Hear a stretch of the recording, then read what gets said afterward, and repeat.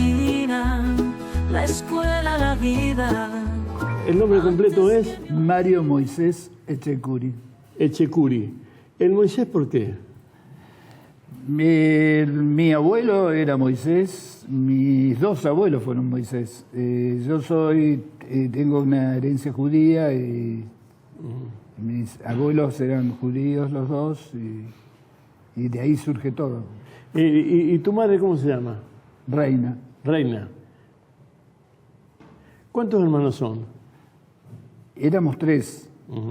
Una hermana que es médica, vive en Buenos Aires, una hermana que era psicóloga y falleció a los 40 años por un cáncer de mama, y yo. Reina, ¿cuánto es el apellido de tu vieja? Vergel. ¿Cómo? Vergel. Vergel, como sí. Vergel. Pero con B larga. ¿Sos rosarino? Soy rosarino. Al año me fui a Caucete. Caucete. Difunta Correa. No la conocí. No recuerdo haberla visto. No, el santuario estaba ahí. Sí, pero no conocí el santuario, porque yo a los 5 años me volví a Rosario. Tu padre se fue a... Volvimos todos a los 5 años, el grupo familiar, y nos quedamos ahí. Vinimos por la escuela primaria, fundamentalmente.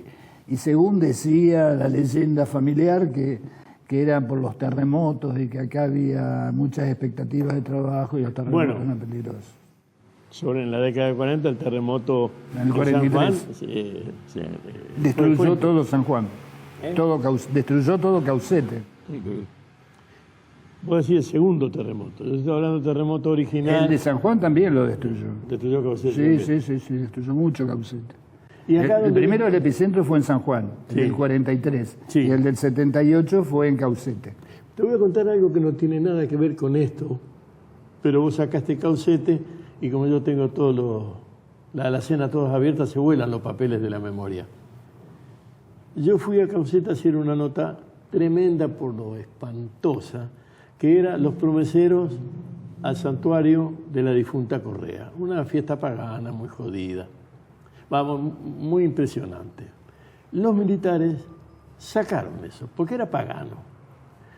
Al año que sacaron eso se produjo el terremoto de Caucete. El terremoto de la década del 70. Nada, pero la vida tiene esas cosas, no tiene un... Pero no lo atribuís a un No lo atribuyo. Simplemente no la vida te organiza casualidades y como son casualidades vos tratás de entender el por qué. No tienen por qué. No tiene por qué. Bueno, viniste a Rosario. ¿A qué barrio fuiste? Alberdi. Alberdi. Vivimos en Alberdi yo hasta que me casé.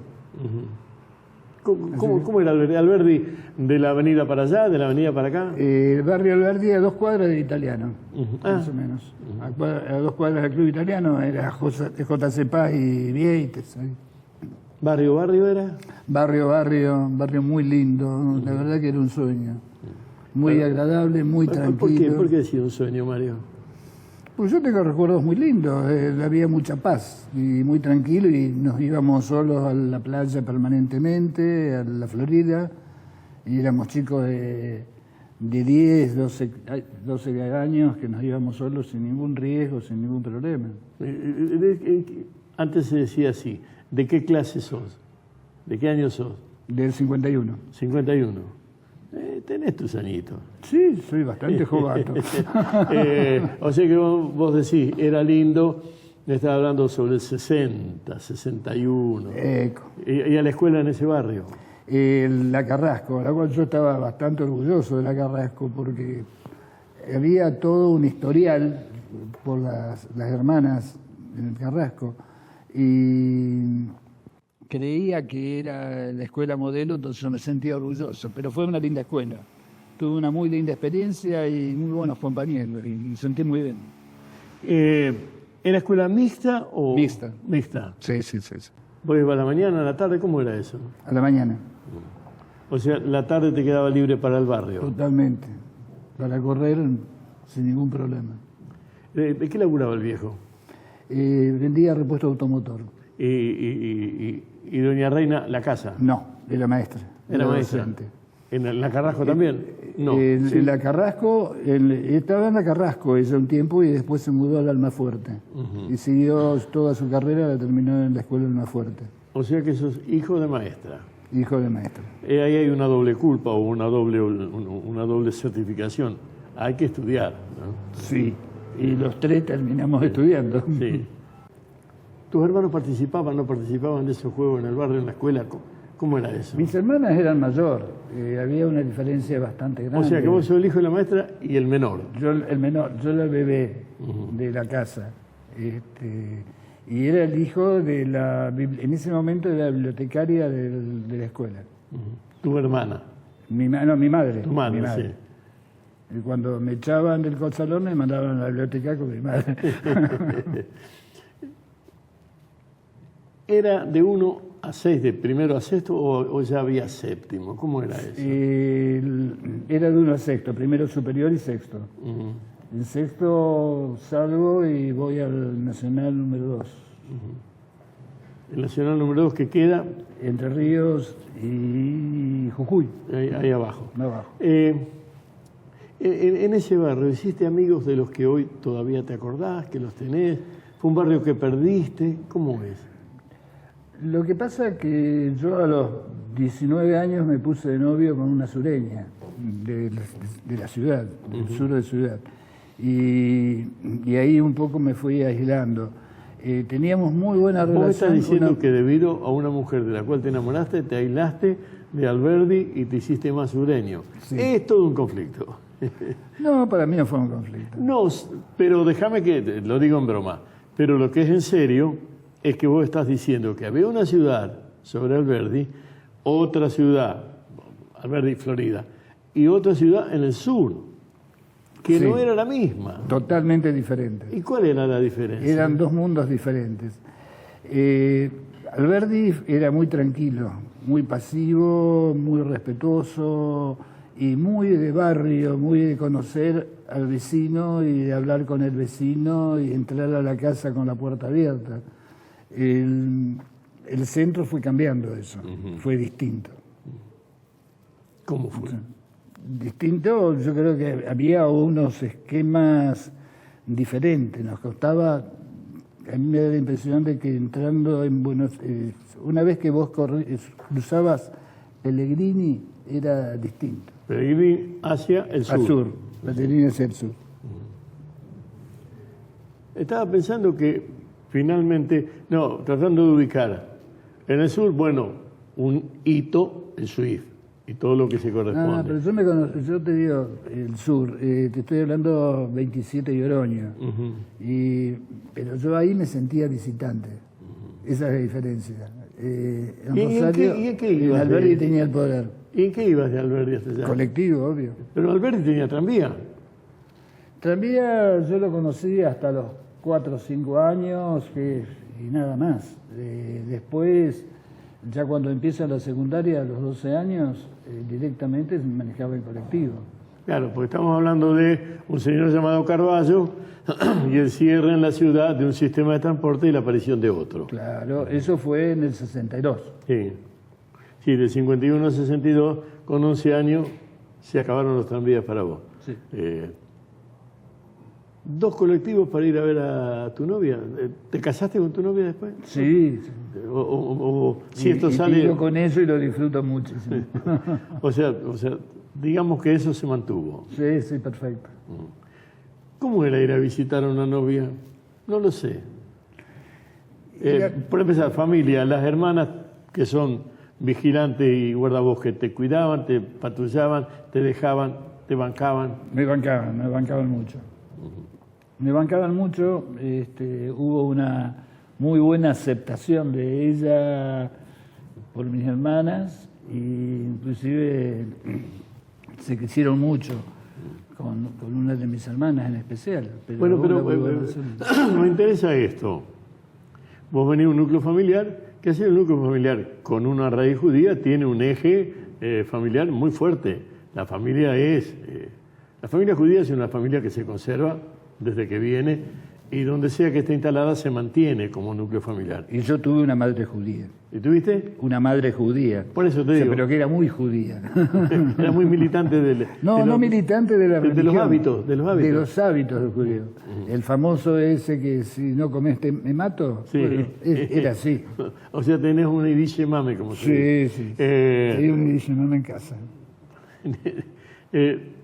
Mi vieja no era judía, pero era anarquista y mala persona que hacía lo mismo. Pero, bueno, ¿cómo era ese grupo familiar con la presencia de una novia, que además era de otro barrio en una ciudad que todavía era barrial? Fue buena, fue mucha aceptación y nos integramos muchísimo.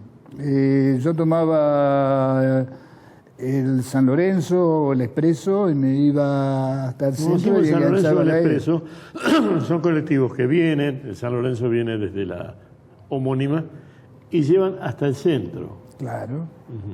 Y el otro salía del Control y llegaba más de una vez. Cuando volvía me quedaba dormido y terminaba en San Lorenzo.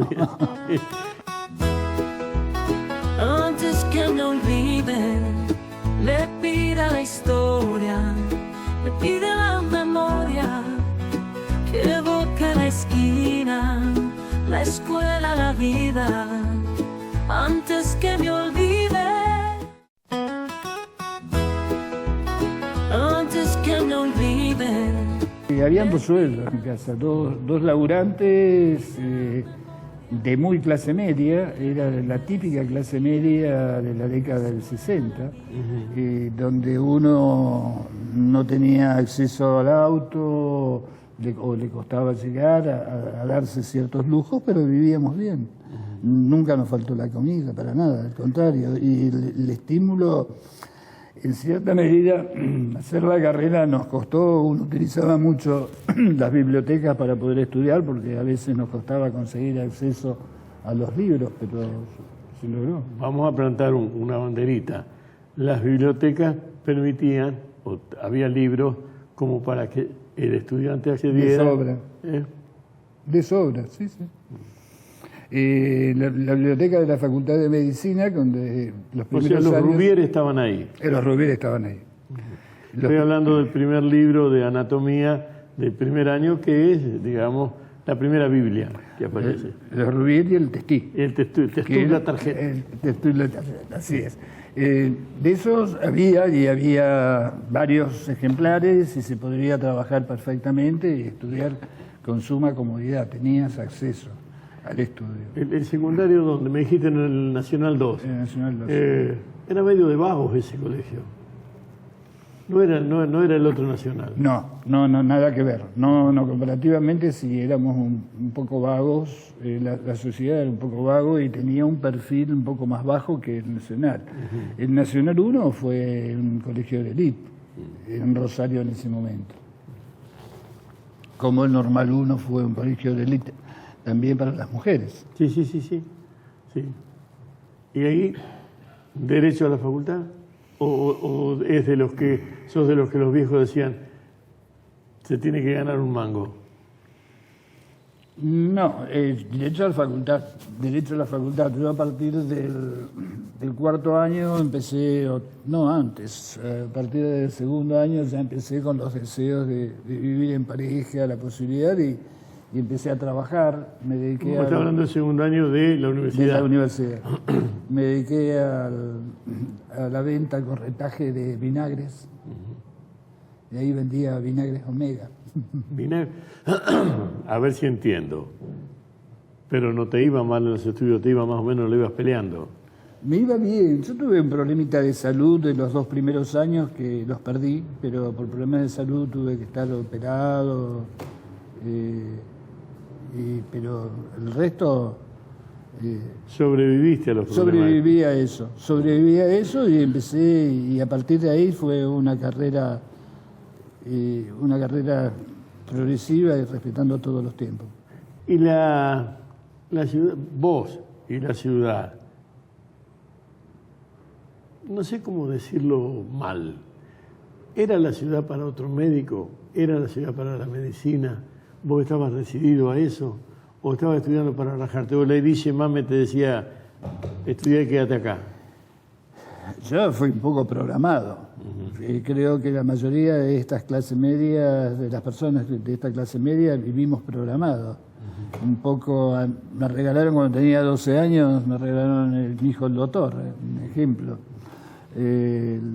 Entonces, todo fue, yo tenía dudas entre arquitectura y medicina. Fue inducido lo de medicina, me enganché, mi hermana que estudiaba medicina también. Estábamos todas las noches juntos estudiando 10 compañeros, entre compañeros de ellas y mío. Entonces el trabajo era muy ameno y me terminó gustando mucho. Y bueno, nos embalamos. ¿Existe ese barrio de Alberdi que vos transitaste? Donde... No. ¿No? No existe.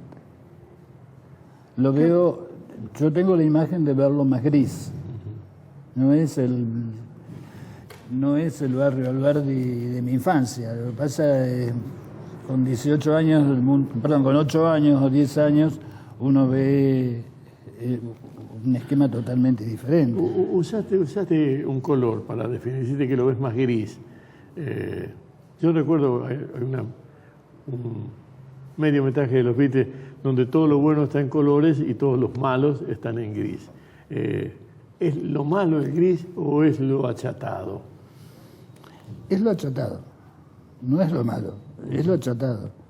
El achatado es la... Bueno, pero cuando vos vivías era de casas bajas. Era de casas bajas pero colores. Y ahora vos No, pero el achatado quizás desde el punto de vista intelectual, desde el punto de vista social, no de casas bajas, sino me refiero desde el punto de vista social. Yo lo veo, me da la impresión de que es un barrio más achatado, más silencio, donde cuando yo era chico era una comunidad. Nosotros salíamos a jugar a la pelota, hacíamos partidos de 18 horas sin parar y íbamos rotando el que iba comiendo y lo íbamos reemplazando. Y todas las familias estaban encima del grupo. Hoy eso Vamos de nuevo. no se ve. Una sola pelota y zapatillas rotas y no había problema. Y no había problemas. El único problema es que cada tanto pasaban los 105 por JC Pagin. Antes que me olviden, le pida la historia, le pide la memoria, que evoque la esquina, la escuela, la vida. Antes que me olvide, antes que me olviden. Creo que la Facultad de Medicina tuvo un criterio muy social durante mucho tiempo, por lo menos te diría que hasta el cuarto o quinto año de mi carrera. Te escucho y voy armando un... Permiten los libros. Profesores que, puedo usar la palabra, exigen calidad de enseñanza. Sí. Porque brinda calidad de enseñanza, exigen calidad el vuelto. Había jodido, claro. no te lo voy a está bien, pero discutir. el vuelto de exigir calidad de enseñanza es que vos tenés que... Y hospitales públicos en donde todavía el que viene es un paciente, no alguien que está en el horario en que te ganas un sueldo. Eso, es un completo, eso existía. Sí. ¿Y cuándo se perdió? Si es que se perdió. Sí, se perdió. Y yo creo que se perdió fundamentalmente a partir de la década del 90, esa es la sensación. O sea que para vos hay un rosario que viene, un criterio para los médicos, un criterio para el paciente, un criterio para la enseñanza que en algún momento se termina de caer y lo podemos parar para vos en la década del 90. En la década del 90, a lo que estamos hablando, hay más de 35 años. Te agarra joven ese parate. Sí, pero esa década del 90 cambian un montón de valores. El yupismo comienza a entrar en juego y va cambiando. El sálvese quien pueda fue la regla en determinado momento. Voy más atrás, sin que esto sea psicologismo. porque no puedo. Pero vos venís de una Iriche Mame y lo que te jode es un sálvese quien pueda. Vos decís, vos venís de una casa que arma. No, a mí de una casa que arma, bueno, esta es la sociedad, nene, entra a moverte. La década del 90 y el sálvese quien pueda te marca una diferencia muy grande. Es lo que veo desde fuera. Socialmente hubo cambios muy importantes. Te digo que me tocan todas, pero... socialmente hubo cambios muy importantes. No te olvides, yo creo que la sociedad cambió con el Rosariazo y Cordobazo. La sociedad argentina, no solamente Rosario y Córdoba. Hubo cambios, hubo valores, la lucha con Blanco, Bello, Cabral marcó muchísimo. Sí. A nosotros nos golpeó demasiado. Sí. Y después se vino una noche oscura políticamente, donde no sabíamos si algún compañero iba a aparecer o iba a desaparecer. Bueno, eso a vos, como rosarino al ciento, te sirve para decir, bueno, yo pertenezco a un Rosario, yo no entiendo otro Rosario. Hay un eje, vamos a decir la década del 90, pero en la relación con los demás, ¿hay algo que marca esa ruptura? ¿Te seguís encontrando con los que todavía no están rotos? ¿Cómo es eso? Con los chicos de la primaria no los he vuelto a ver, yo te diría, desde que tengo 18 años. Con los compañeros del barrio, los amigos del barrio, los grandes amigos, no los he vuelto a ver desde que tengo 17, 18 años. Con los compañeros de la facultad son mis grandes amigos con los cuales comparto muchísimo y nos reunimos periódicamente y son parte de nuestra vida y nosotros somos parte de la vida de ellos. La pregunta que te hago, contestármela todo lo largo que puedas. En esa facultad de medicina, además del estudio, había una serie de comportamientos. Y esos comportamientos son los que te dan esos amigos, por lo que me estás diciendo. Tu primera gran escuela no fue ni el primario ni el secundario, pese a tener la vieja y todo lo demás, sino esa facultad. Es esa la que, esto que sos, es el comportamiento que te dio, la formación que te dio esa universidad. Creo que la persona que sos vos no lo sos por una etapa de 6 años de tu vida, sino por los 70 años de tu vida. Por ahí pasa la cosa. Sí. A mí me dio muchísimo todo. Yo tengo quizás subes y bajas permanentes con pendientes y picos. Y tuve 2 grandes picos. Uno es la facultad de medicina, fue uno de los grandes picos donde tuve mis grandes amigos, que todavía los comparto y los disfruto. Y tengo otro que es el posgrado que hice en el Hospital Español, donde tuve un docente de excelencia, donde tuve todo un grupo de trabajo, donde el aprendizaje era permanente.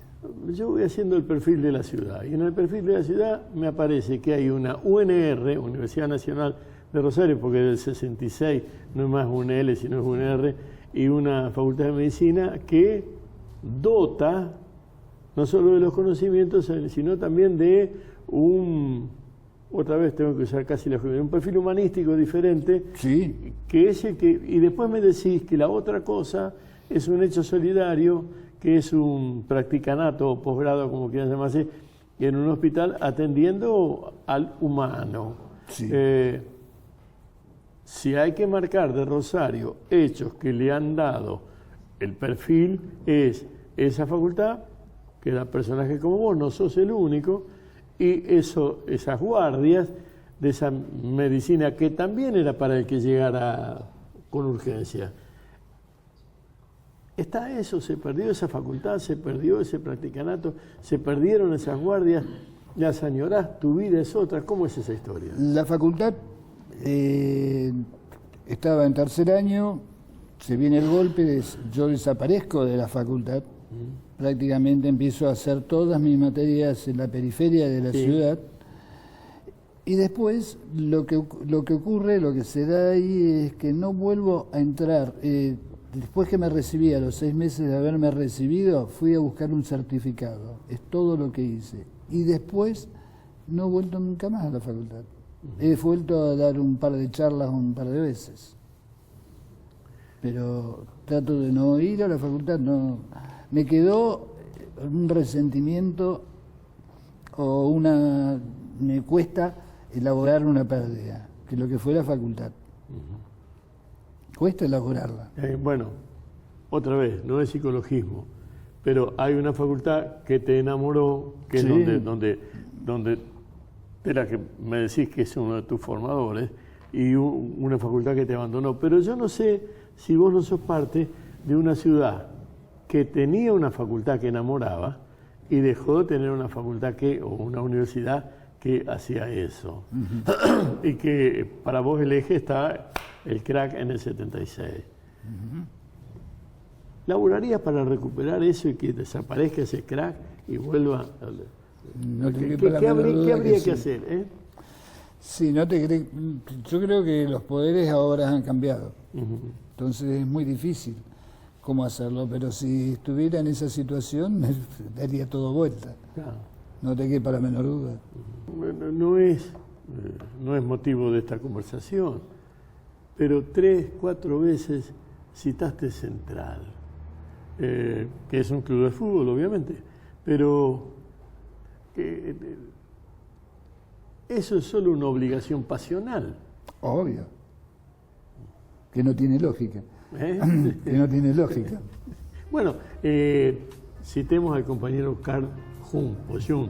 La pasión es amor y odio, no hay otra cosa que esa posibilidad. Si alguien cree que en la pasión hay algo racional, está equivocado. Sí. Me gustó No, mucho. Gracias. No, al contrario, ha sido un placer.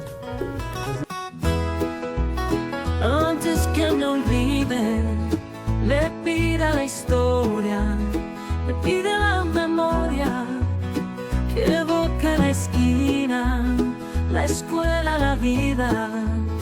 Antes que me